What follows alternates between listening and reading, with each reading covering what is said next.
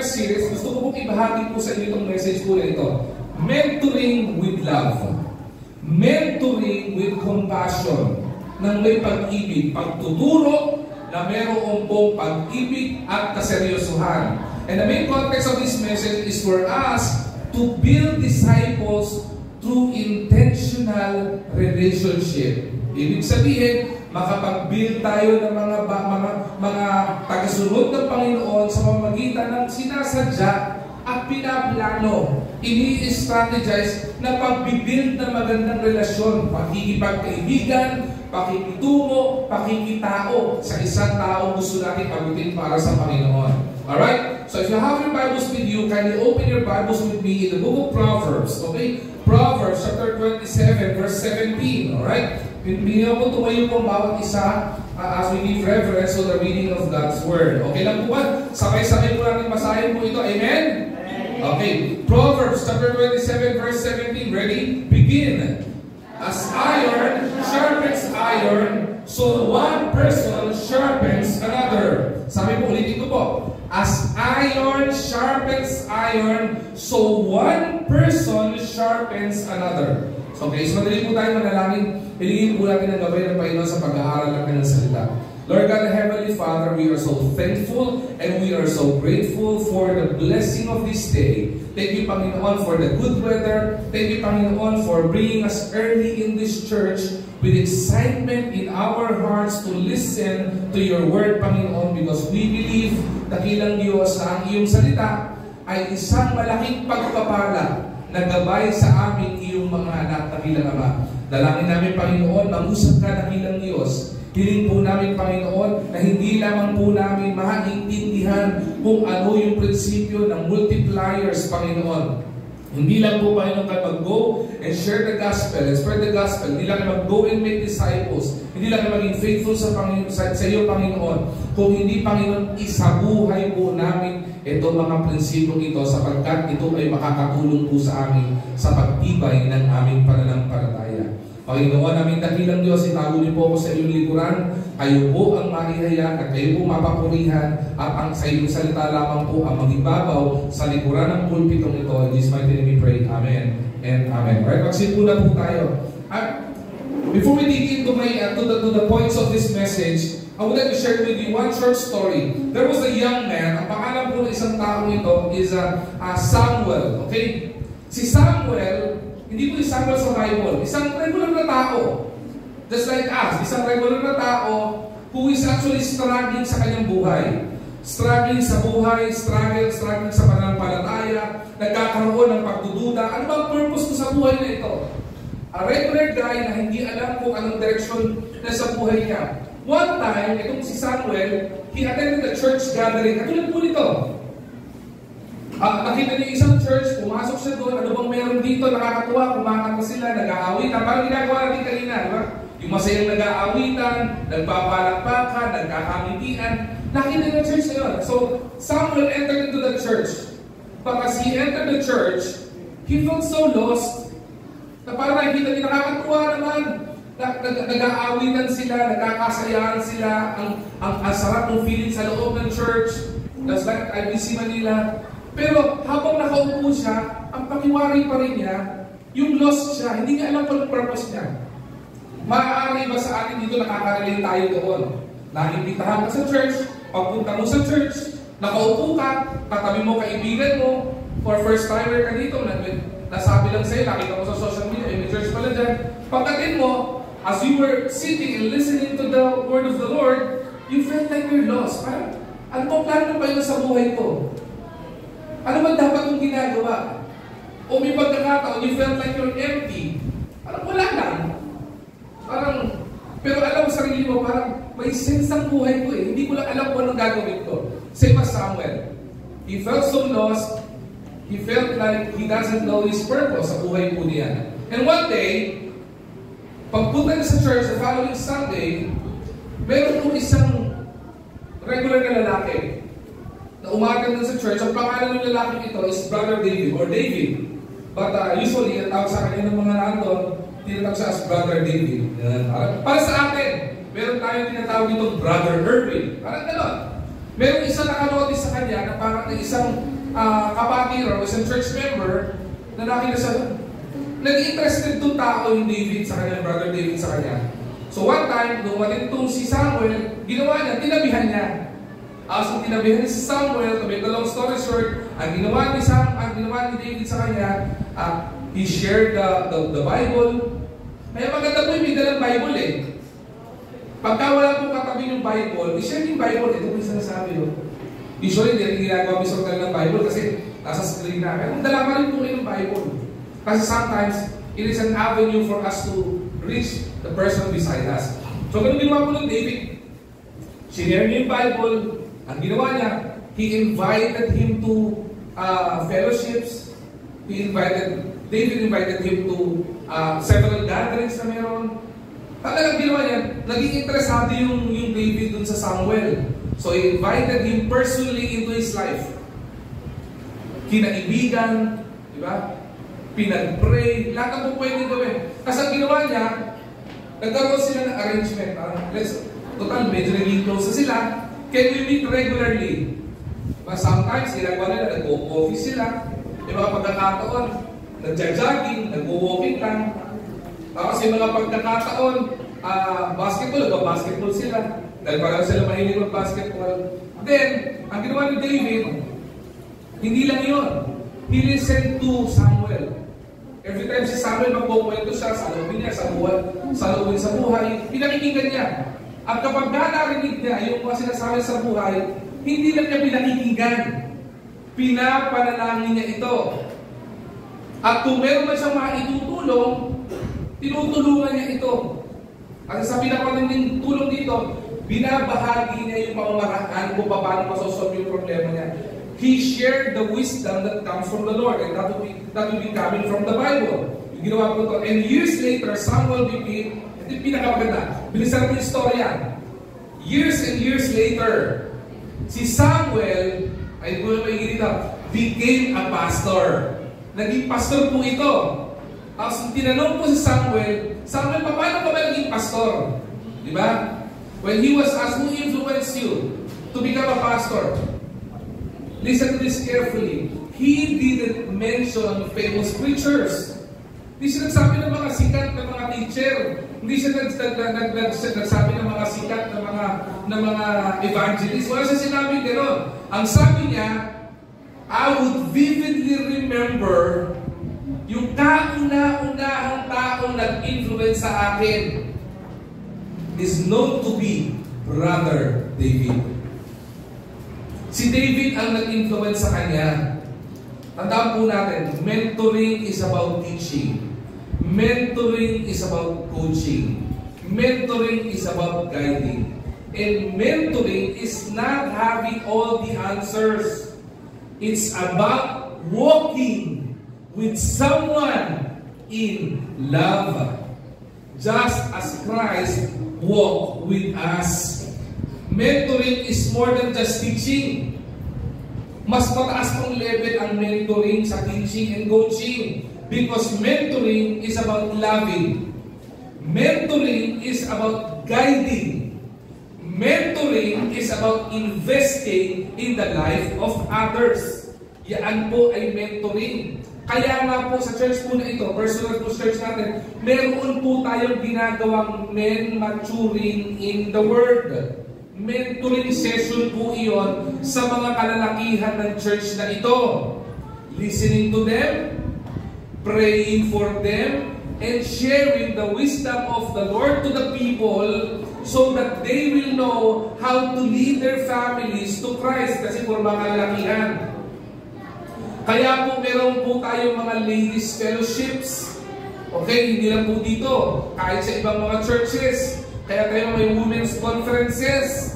At kung makikita po natin, the moment we start yung series ng multipliers, nakakatuwa po makita na kahit papano, may mga nagpapa-up paunti-unti ng mga small groups and Bible study groups. Blessing po yun. Ibig sabihin, hindi lang natin pinakikinggan yung salita ng Diyos. We are trying, by the grace of the Lord, na gawin yung Great Commission. Meron po kung mga nakikita, yung mga young people natin, I've seen young people, every week, nag-meet sila, nag-gather sila dito, yung mga young people, na andun sila sa loob ng kids church.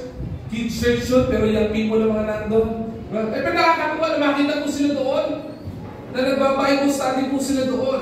And yesterday, doon sa Afterglow anniversary, may mga video po sila dito.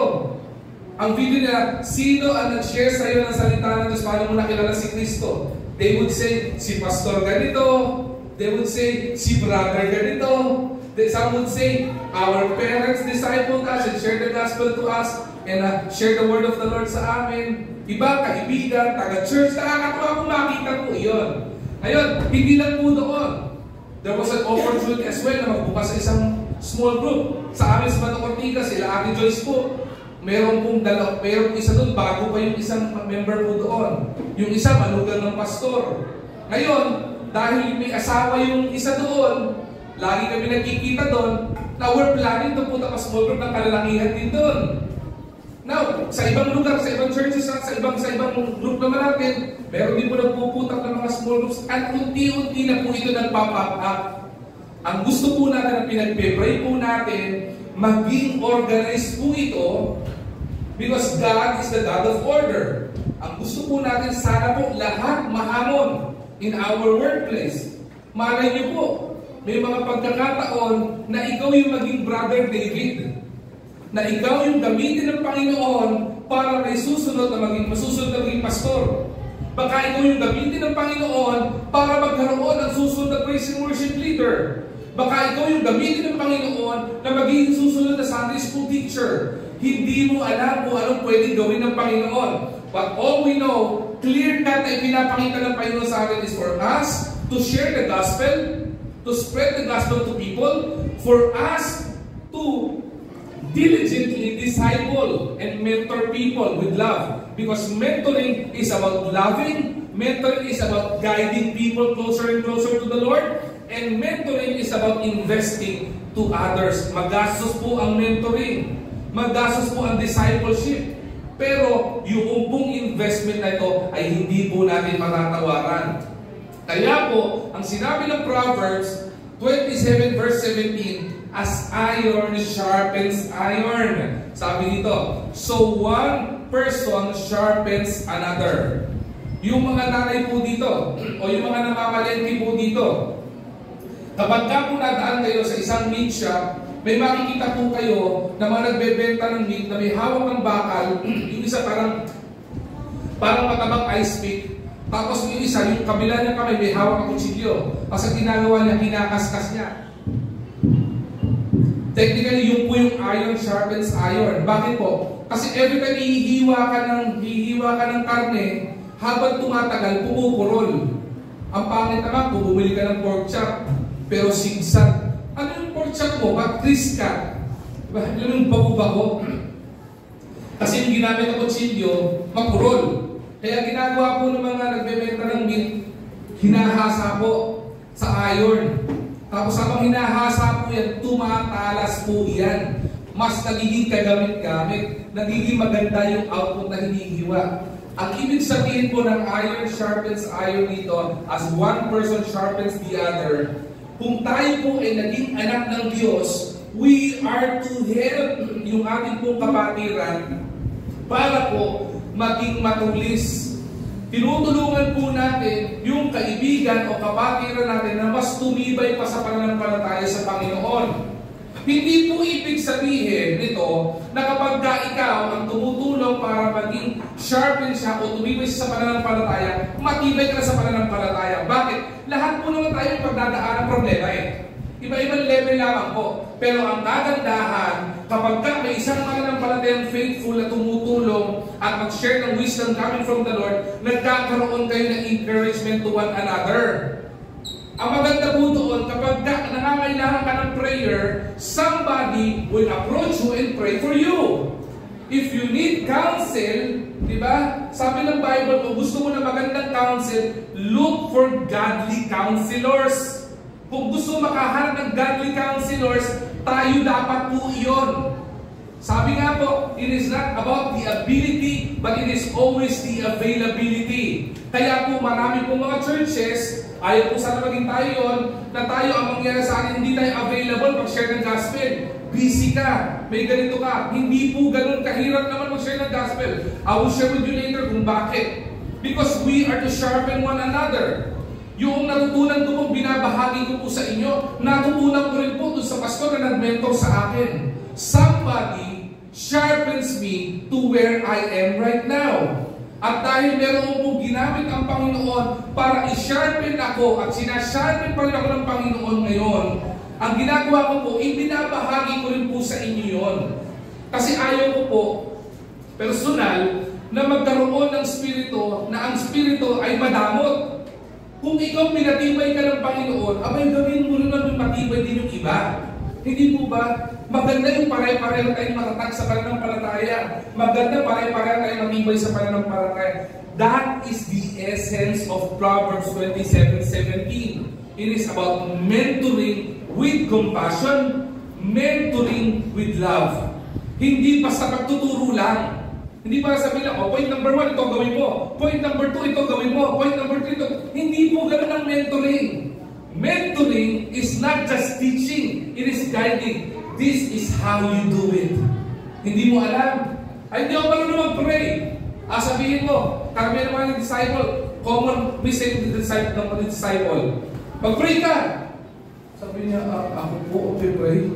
Paano siya mag-pray? Hindi niya siya marunong. Kaya nga tuturo sa disciple, how will you teach him to pray as a disciple o disciple niya? Isama mo siya sa mga prayer group. Huwag mo siya pag-prayin. Let the person observe. Mga ilang beses maniwala ka, nakikinig-kinig yan, magugulat ka, baka pastoral prayer pa gawin yan. Bakit yung nag-mentor sa kanya, ganun din mag-pray eh. Di ba? Pinapakita, nag-i-invest. Alright? Dahil po ibig sabihin po nito. In the same way, we are called to invest to others. Tinawag po tayo ng Panginoon para mag-invest. Sa mga negosyante na naririto, investment is important. At kapag ka nag-i-invest ka, kailangan mautang ka. Sa business, it is always a risk. The higher the investment, the higher the risk. Tama ba? That's the principle of business. Pagka nag-invest ka ng 100,000 worth of risk ang invest mo. Pero ang mga matatalinong investor, bago siya mag-invest, sinisigurado niya na ito, mag-i-invest ako. Magbigyan example. If I would be investing on stocks, alright? Mag-i-invest ako doon sa company na stable na. Kunyari si Ate Ana sa BDO. Kung bibili ng pagkakataon na magka-ample money na pag-invest, I would invest on BDO. Bakit? BDO is a stable company. Tao ba? Sa isang restaurant, saan ka mag-i-invest? Kahit mahal. Saan ka mag-i-invest? Mag-i-invest ka sa Jollibee, McDonald's, o whatever. Kasi stable yung company. Hindi ganun kalaki yung risk mo kasi stability ng ini-investan mo. Tama ko ba? Meron po kami kausap last Friday. Last Friday. Small group po ni Ate Joyce. Babae po ito. Sabi niya, kung po kami po pastor, nung kinasal po kami, meron po kami natirang pera. Pinag-usapan rin mag-asawa, mag-invest kami. How do you invest? How did you invest? Naalala niyo, pastor, doon sa labas ng village natin, sa highway, meron pong isang hospital doon. Ang pangalan ng hospital is Mission Hospital. Pero sabi niya, alam niyo po bang cooperative yun? I've heard of that already because of a friend na businessman. At saka yung katrabaho po dati sa pharma, na iba, board of directors noon. So, ibig sabihin, pwede ka mag-invest sa kanya. Ang thinking ko una, habi na ibigyan ko, bakit ako mag-i-invest sa hospital na yan? Una, hindi ko sinabing pangit yung hospital. Pero kung iukumpara mo yung hospital sa St. Luke's, sa iba pang hospital, Medical City, iba pa pala mag-invest ka sa mas stable. Hatimed, mga ganyan mga company. Listen to the thinking of this woman. Sabi niya, Pastor, paglabas ko po ng highway natin, tingnan nyo, puro condominium unit. Katabi niya, village. Pagpasok ko ng De Castro, ang dami mga village. Pagpasok ko ng Countryside, ang dami village. Paglagpas mo ng Ponte Bagamog Junction, ang dami mga kabahayan. Residential area. Sabi niya, isipin niyo, Pastor, may mga aksidente, may magkasakit. Diba? Saan unang tatakbong pinakamalapit yan? Tama naman yun, ano? Yun ang pinakamalapit na ospital eh. Yun ang tatakbuhan mo. Ano mo yung nakita ng babae doon? Yung value po ba ng investment? O stability po ba ng ini-investa niya? Hindi po yung nakita niya. Ang nakita po niya doon is the potential noong pag-i-investa niya. Christians, i-apply natin sa discipleship. We don't invest on people kasi ang yaman ito eh. Potential na giver sa church to. So pwede naman natin gawin yun. Okay? Pag ito, dinisciple ko ito, nako, lalaki ang giving strength. Hindi ka lang part of discipleship. Pag disciple po ay sa lahat ng tao, you don't look at the person and the status quo of the person. You look at the potential of the person. Itong taong ito, kahit adik to, pag binago ng Panginoon to, gaganda ang buhay nito. Amen? Kahit yung anak mo ay saksakan ng tigas ng ulo, na kahit iumpog mo sa pader, yung pader na mababasa sa tigas ng ulo niya, pag binago ng Panginoon, kayang palambutin ng Panginoon yan. Yung po yung nakikita natin potential. Kaya po ang risk po ng discipleship, minsan we don't want to disciple because it's hard. Sometimes we don't want to share the gospel and disciple kasi akala natin, patapon na buhay niyan. Maniwala po kayo sa hindi, sa basura may ginto. Sabihin ko po sa inyo, sa pastoral staff na lang po ng IBC, hindi po lahat kami matino. Pag tinignan niyo po kami, mukha na po kami matino ngayon. Bago po kami karami pumasok kayo, iba po sa amin, adik. Adik dati. Nung binago ni Lord, adik na kay Lord. Hindi po ba? Kaya kami makikita po kayo sa amin, iba sa pastoral staff. Tagtag ng tato eh. Pero binago ng Panginoon, hindi ko sinabi yung tato ay yun ang basihan ng buhay mo. Kasi nasabi mo lang, iba sa amin sinyalis ng, alam mo, yung pinagdaanan ng kabataan pa eh. Na kayang baguhin ng Panginoon. And somebody from the body of Christ have seen the potential of that person. Somebody have seen the potential in me na po pwede pala ako maging pastor. Totoo, yung nag-mentor sa akin, hindi naman alam na magiging pastor ako eh. Yung Sunday school teacher ko nung bata ako, nung nakita sa Facebook na nagpo-post na ako na pastor na ako, sabi niya, pastor ka na ba? Diba? Natuwa eh. Hindi ko nga alam kung natuwa o napasayot the cross eh. Parang, nagbilago ba? Pero hindi ko sabihin dito, there is a potential sa lahat ng tao.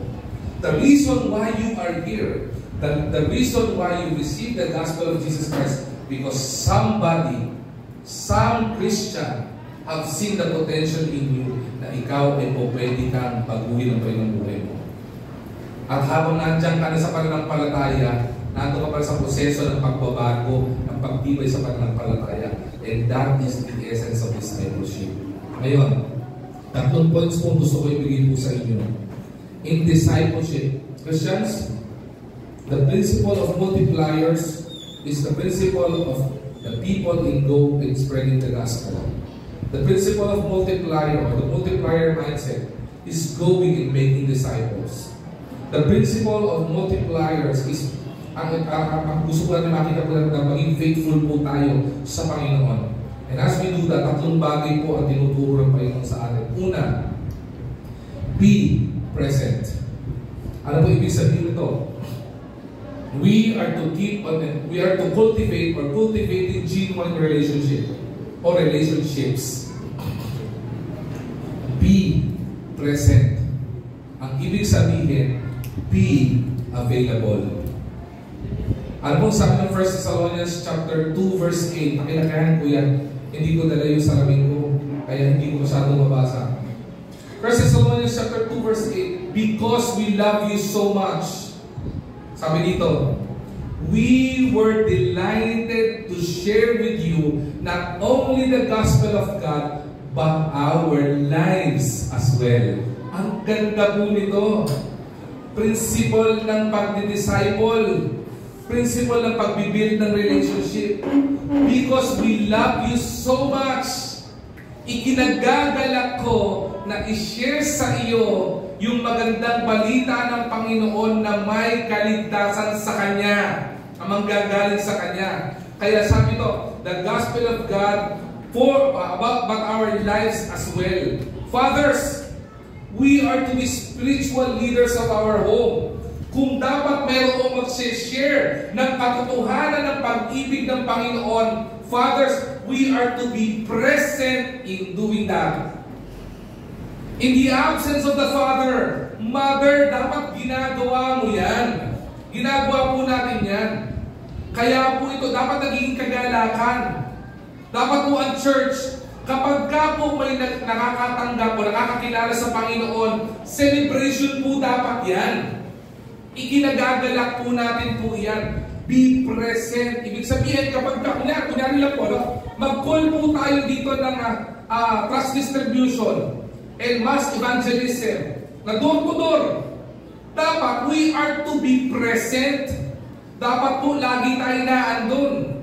Kapag sinabi po ng Panginoon, unahin mo i-share yung gospel sa mga anak mo o pamilya mo, dapat hindi mo sasabihin bukas na, mamaya na, o ganito. Bakit hindi mo alam kung ano po pwedeng mangyari bukas eh?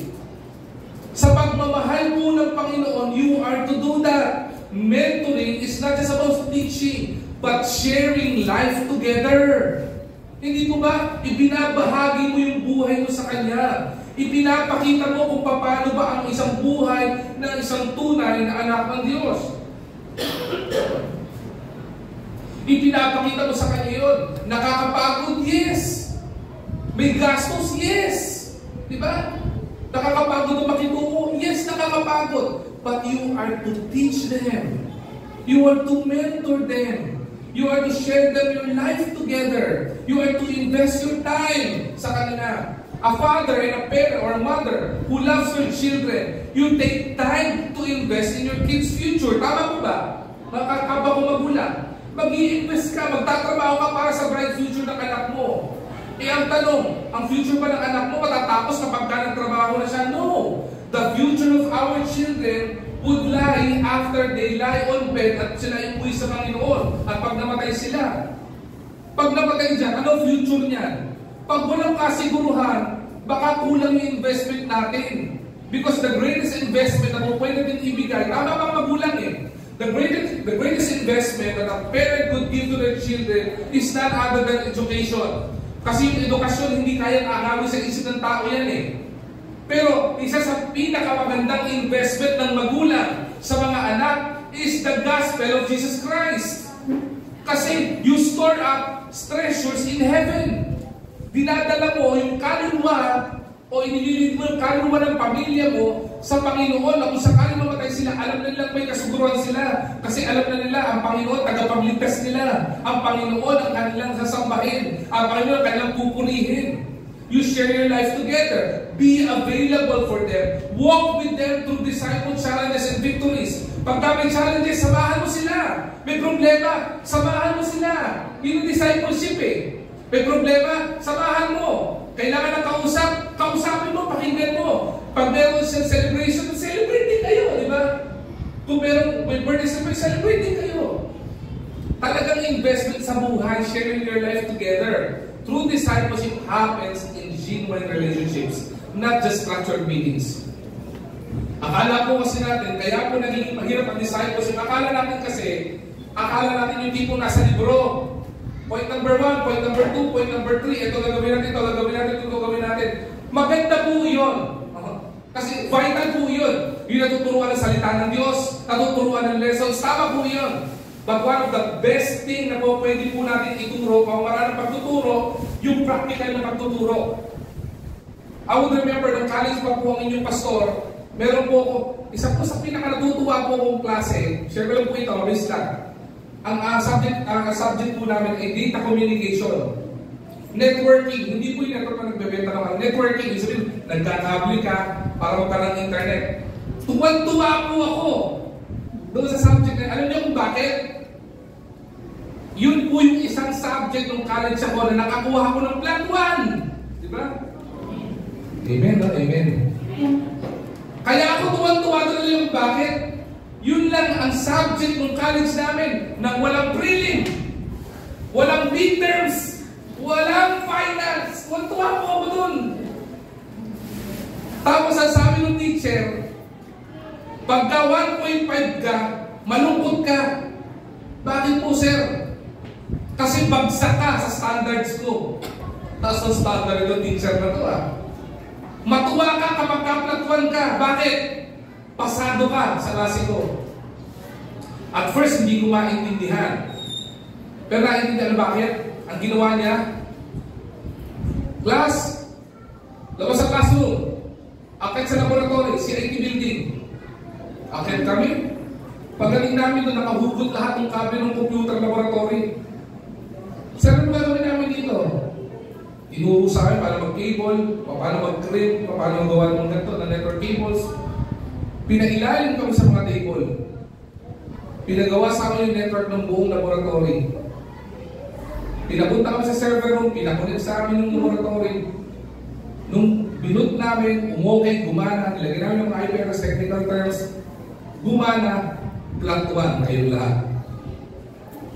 Paano ginawa niya?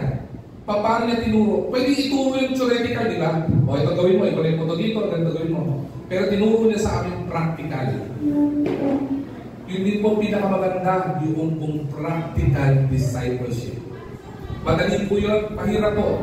Kasi mag-i-invest ka ng time mo. Mag-i-invest ka ng effort mo. Ituturo mo talaga yung paano gagawin. Yung po discipleship, kapag ka ikaw ginagawa mong practical, gagabayan mo siya para matuto mag-pray. Gagabayan mo siya kapag ka may problema siya.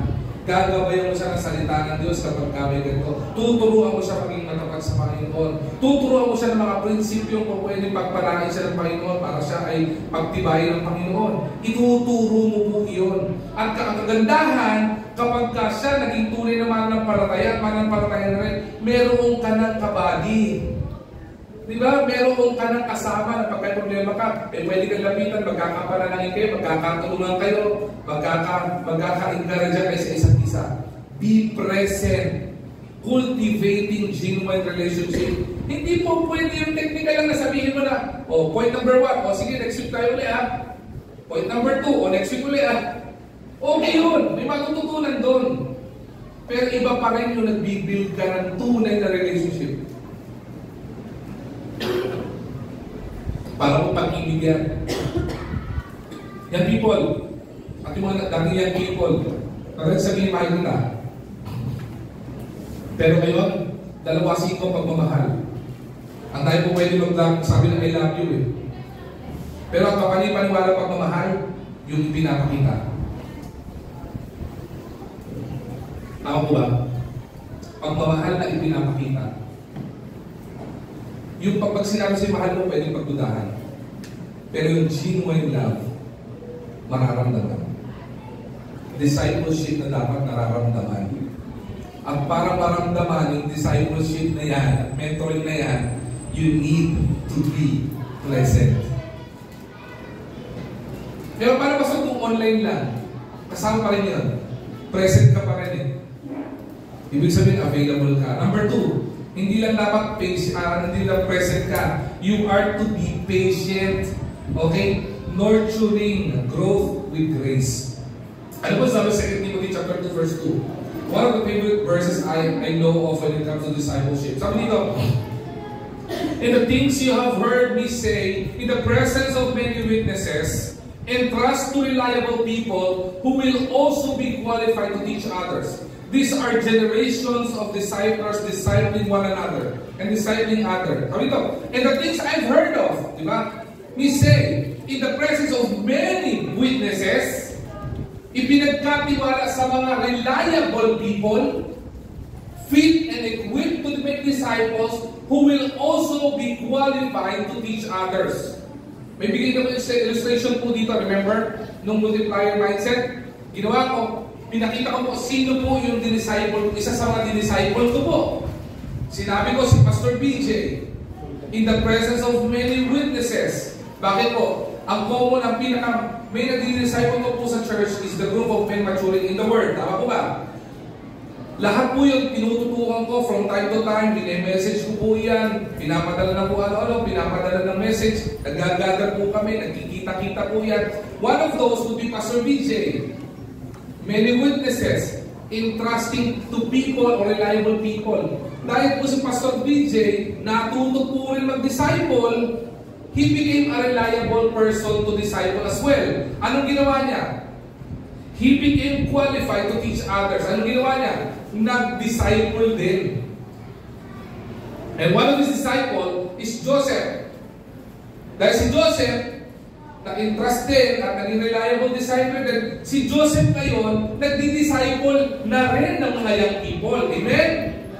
At yung mga di-disciple niyang young people, kapag naging reliable, naging equipped na rin ito sa salita po ng Diyos, as Joseph, okay, build a genuine relationship as Joseph, Brother Joseph actually is present in discipling them. Eventually, mga disciple niya would disciple others as well.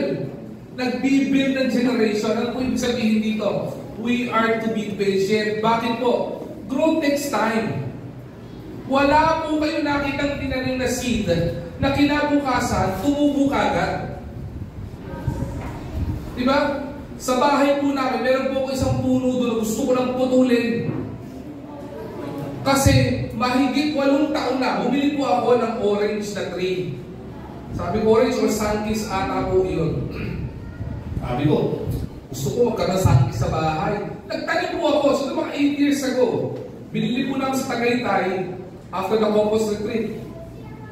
After 8 years, ganito pa rin po katas yung puno. Hindi na lumunga. One time, siguro mga pang 4th year yun eh. Pang 4th year, nakita ko may bulaklak. Tapos yung bulaklak, naging parang buko. Naging bilog na siya. Tapos naging orange siya. After several months. Tapos namatay. Umitim, hindi na lumaki, patay na. Hindi na namumunga. Ngayon gusto ko lang putulin, sagabal na eh. Lahat ng pagmaraan, ginawa ko na. Pinaihiyan ko sa diabetic, lahat pa eh. Nilagyan ko ng ipot, lahat pa eh. Ginawa ko na, wala pa din. Pero hanggang ngayon, hindi ko pinuputulan yung bakit? Kasi hoping pa rin ako na one day, mamumunga pa rin siya. Ganun din po sa atin. Yung dinidisciple natin, isang tigas ng ulo. Dinidisciple ko yung kapatid ko. I even invited them to church, o yung kapag-anak ko, invited them to church. Tagang ayaw. Huwag kang hihinawa, tuloy lang. Share the gospel, dinig lang. Makinig ka lang, ipanalangin mo lang. Share with them the vision. Pakita mo sa kanila pag-ibig ng Panginoon. Pakita mo sa may pag-asa. Ipakita mo sa kanila yung persistence. Pakita mo sa kanila yung patience mo. Diba? May mga pagkakataon, magkakape kayo, wala kang pagkape. Diba? Pag 3-in-1 lang kayo, okay na yun.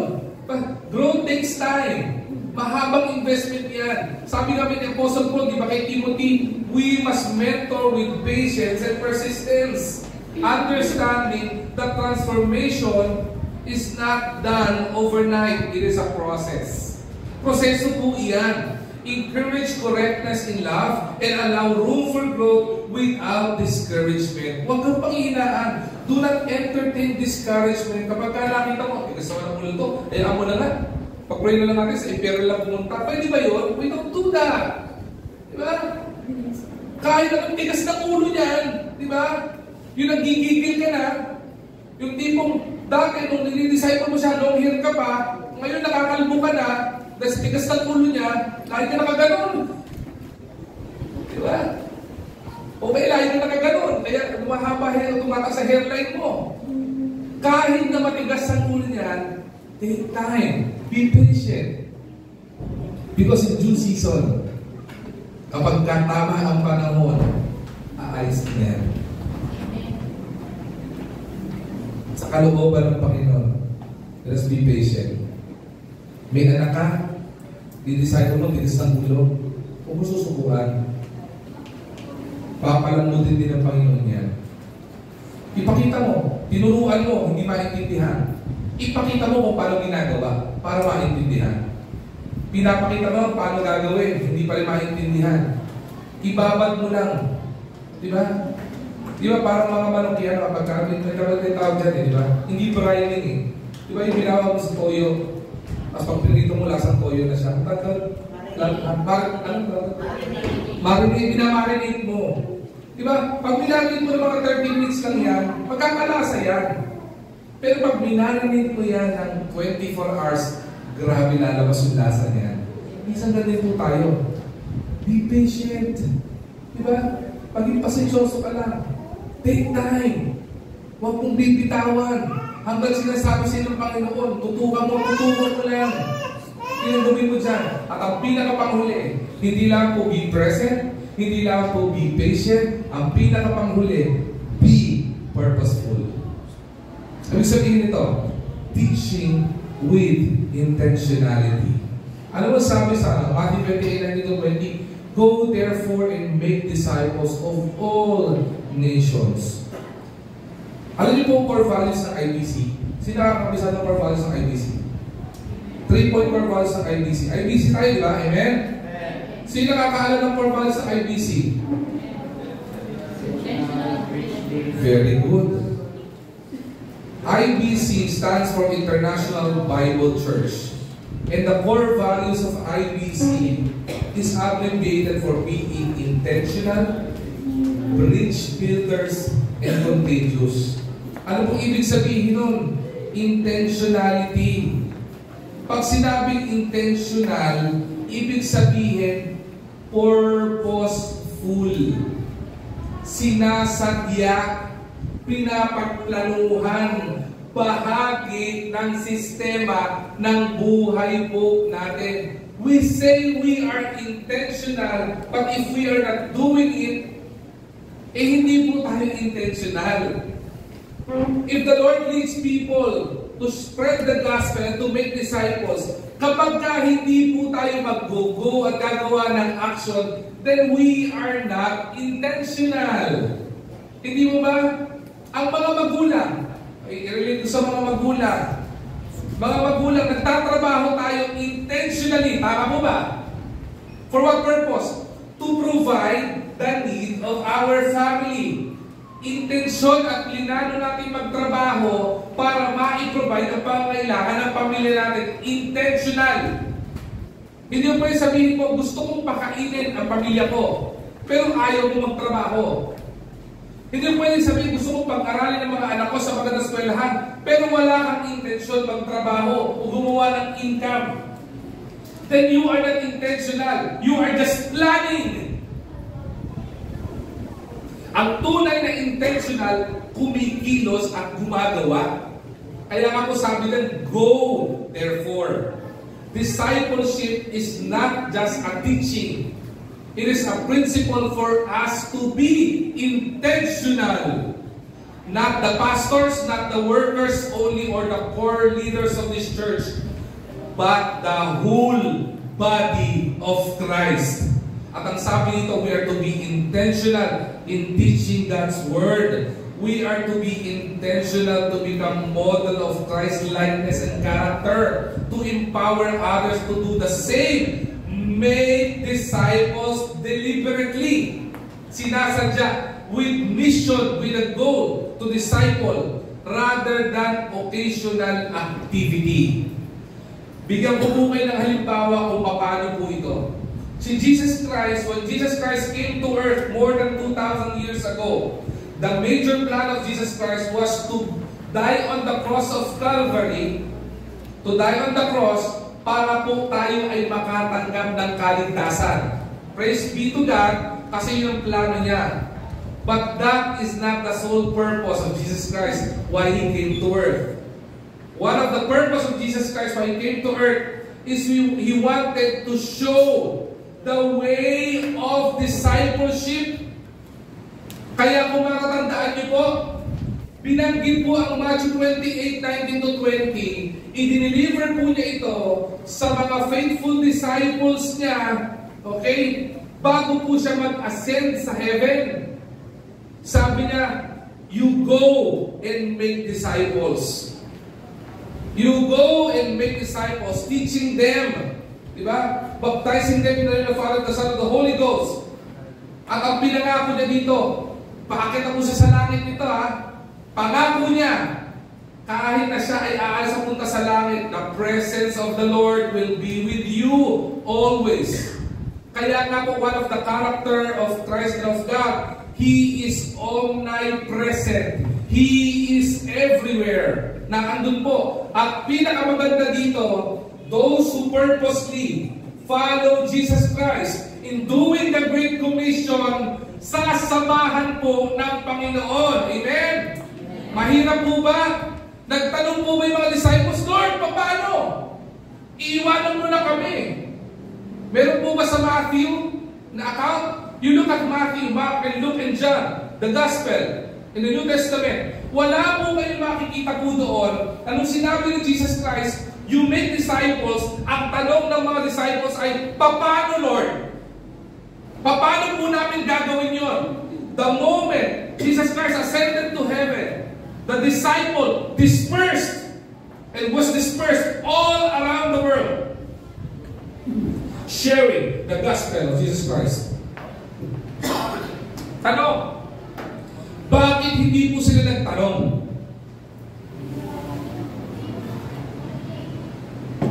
Hindi niyo ba naisip yun? Ang laki po ng task of doing the Great Commission. Kaya nga po maraming churches hirap pong gawin po ito And I believe, kahit po tayo sa IMC Manila, we're also struggling. Binibuild pa lang natin yung culture of discipleship and serving the gospel. Nahihirapan po karamihan. The question here is, the amazing and fascinating question here is that, why didn't the disciple ask the Lord Jesus Christ why and how to disciple?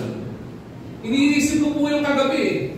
Kaya habang nakaupo po ako, nakatulog sa upuan ko Ba't nga ba hindi sila nagtanong? Going back, mag-backtrack po kayo doon sa mga ginawa ni Jesus Christ. Kaya po hindi nagtanong ang mga disciples kung paano magdi-disciple. Kasi ang ginawa ni Jesus Christ, pagdating niya sa lupa, naghanap siya ng mga disipulo. At yung hinanap ng disipulo, believe it or not, there are more than 80 plus supposed to be disciples of Jesus Christ. But only 12 remain nakasama ni Jesus Christ all throughout His ministry life on earth. And before He was crucified, naging 11 na lang yan. Kasi si Judas nag-Judas. Judas kasi talaga Diba? So 11 na lang sila. Kaya hindi po sila nagtanong yung mga naiwan. Kasi po, ang ginawa ni Jesus Christ, tinan po ito the Lord Jesus Christ is always present. The Lord Jesus Christ, He knew na ang titigas din ang ulo ng mga disciples niya. The Lord Jesus Christ worked with patience sa kanila in teaching and mentoring. And the Lord Jesus Christ is purposeful sa lahat ng kanyang ginagawa. All throughout His life, when Jesus Christ goes to somewhere sharing the gospel of God, anong ginagawa niya? Sino kasama po niya? Mga disciples. When the Lord performed miracles, sino kasama niya? Mga disciples. Nung pinakain ng Panginoon, ang more than 5,000 men, okay? Sino po kasama niya? Mga disciples. Nung dumadaan sa bagyo, nung nasa sila ay nasa may Lake of Galilee, habang binabayo sila ng bagyo, mayroong problema yung kanilang pinagdadaanan. Pasakit yung sitwasyon nila, mahirap yung sitwasyon nila. Nung nag-perform ang miracle, sino kasama ni Jesus Christ? Mga disciples. Nung may binuhay na patay, sino kasama ni Jesus Christ? Mga disciples. Noong po mayroong bulag na binigyan ng Panginoon, sino kasama ng Panginoon? Mga disciples. Nung nagtuturo ang Panginoon, nang kinukasyon yung mga disciples, yung mga bata, ang kukulit, ang gugulo. So sinabi ni Jesus Christ, let them come to me. Sino kasama niya? Mga disciples.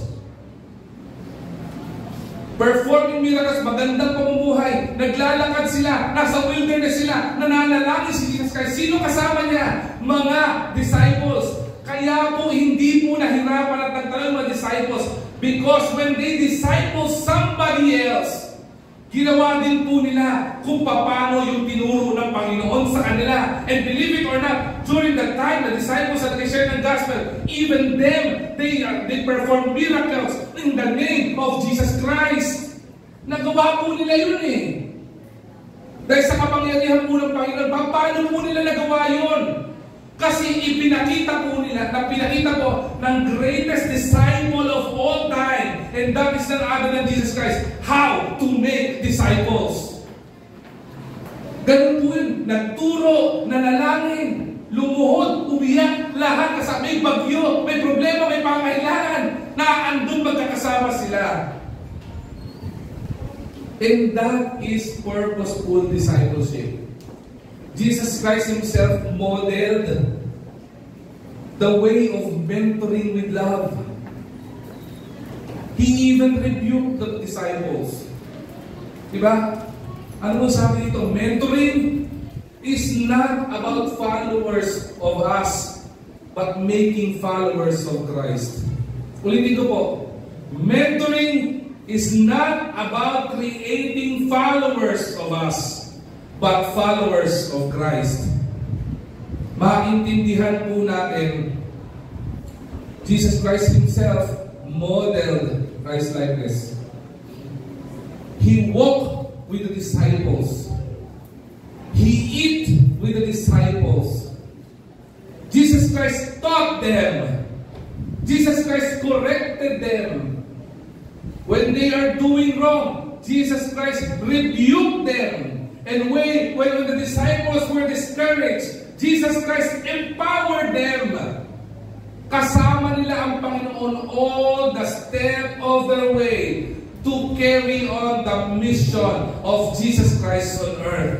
Para magampanan niya dito, hindi lamang yung pagmamaris ko sa Kalbaryo para sa kaligtasan po natin, para maipakita kung paano tunay na mag-disciple, mag-mentor, mag-coach ng may pagmamahal. In the same way, we are also called by the Lord Jesus Christ to mentor others as well with love.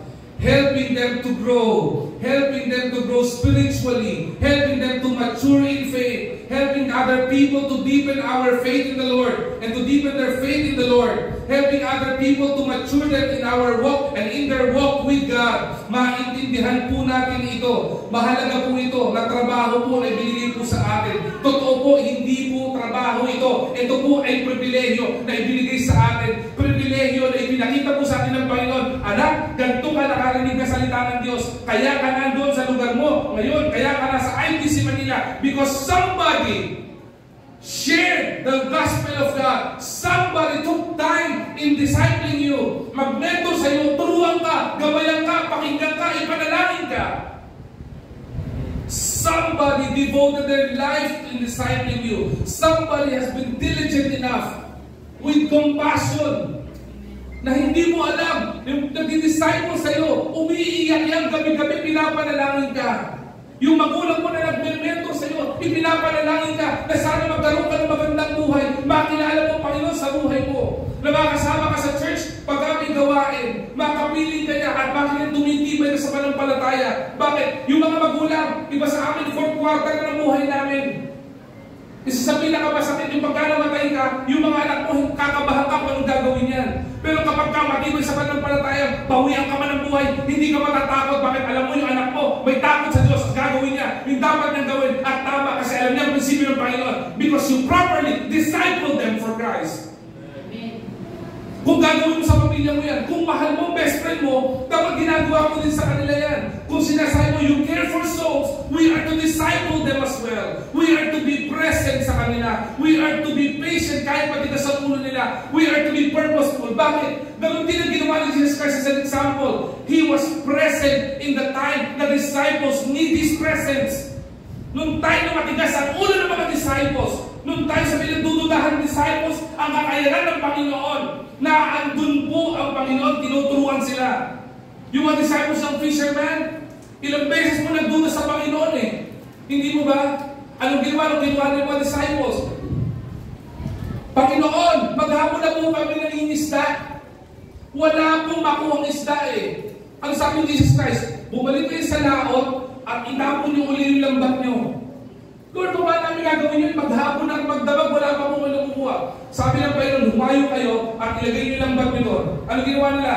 Because of their obedience to the Lord, itinapon nila yung lambat nila. And what had happened? Pag-angat nila, halos lumubog yung bangka nila, halos nabutas yung net. Alam niyo kung bakit? Because of their obedience. Diba? The abundant blessing, the overwhelming of the abundance of the blessing of the Lord. Nakita niya, ang dami. Paano nangyari yung miracle yun? Hindi po ba? Milagro po yun. Ang pagbalik nila sa laot, ang sabi ng Panginoon sa kanila, kayo mga fisherman, I will not make you fishermen alone, but I will make you fishers of men. Ang susunod na lalambatin niyo mga kaluluwa, IBC Manila, may pinagdududahan ka sa kapangyarihan ng Panginoon.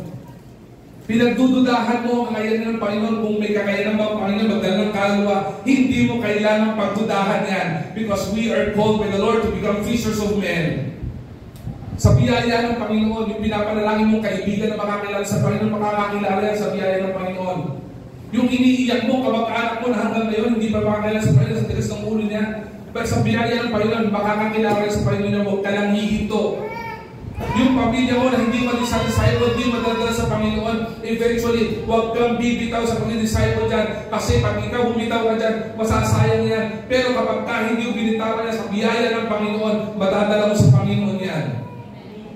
We are to be present, we are to be patient, and we are to be purposeful sa buhay po natin ito. And church, as we end, ang message po na ito, maintindihan po natin, we are not created by the Lord for us to make our followers, but to make followers of Christ. Yun ang purpose po natin. Teaching, mentoring is not creating followers of us, but making followers of Christ.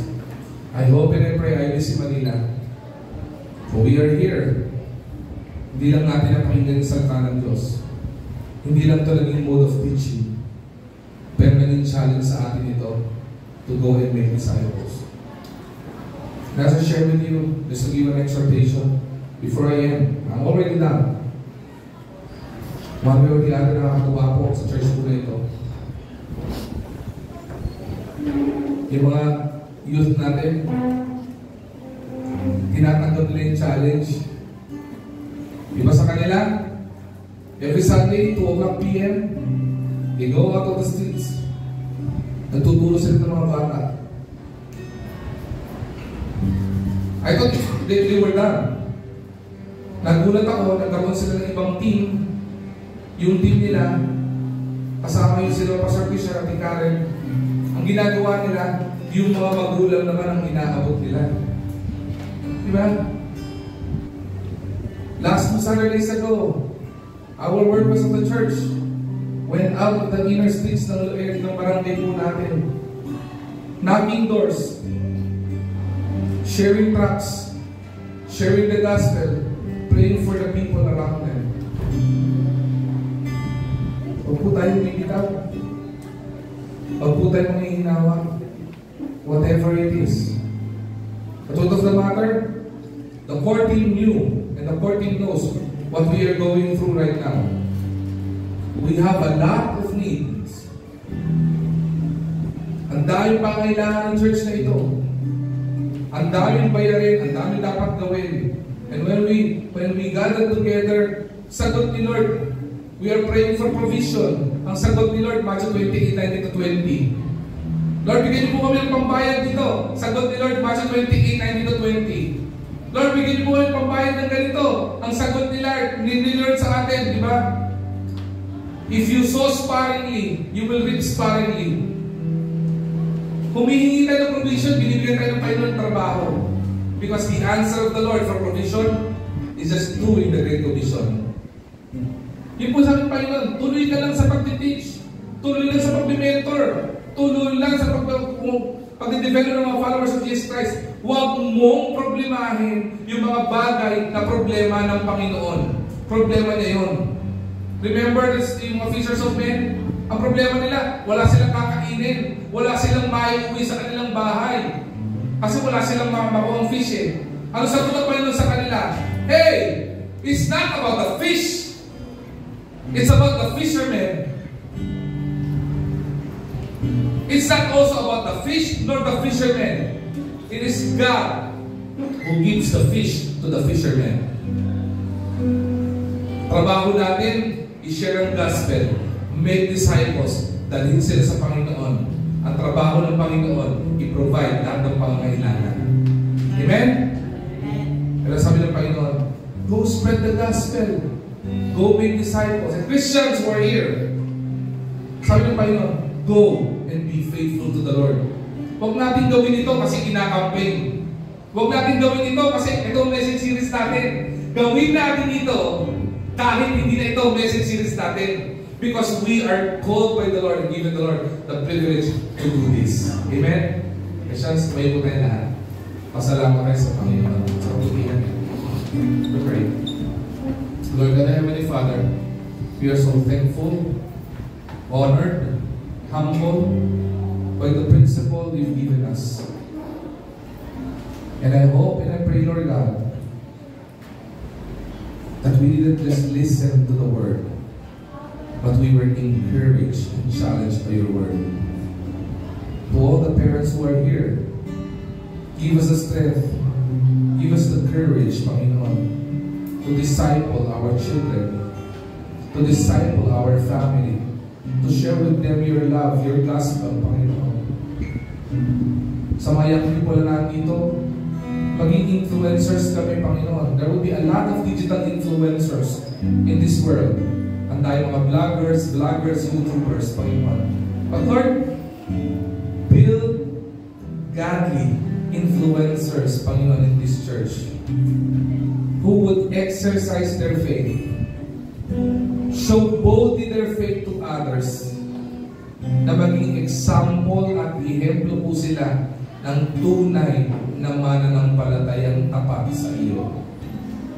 Lord God, bigyan mo kami ng kalakasan, pribilehiyo, Panginoon, patuloy, at pagkakataon na gampanan, Panginoon, yung mga dapat namin gampanan ay pinagkatiwala mo sa amin. Thank you, Lord God, for this commission, for the privilege of giving us. And Lord, as we leave this place, hindi lang po namin masalakayin yung salita mo, kundi, Panginoon, ilagay namin sa puso namin, sa isipan namin, Panginoon, at ang pinakamahalaga, Panginoon, ay isa buhay po namin dakilang Diyos. Again, Lord God, we give you thanks and we give you glory. And we hold on to your promise that as we do this as a church, as an individual, you will be with us all the days of our life. We thank you, Lord God, as I pray. Amen.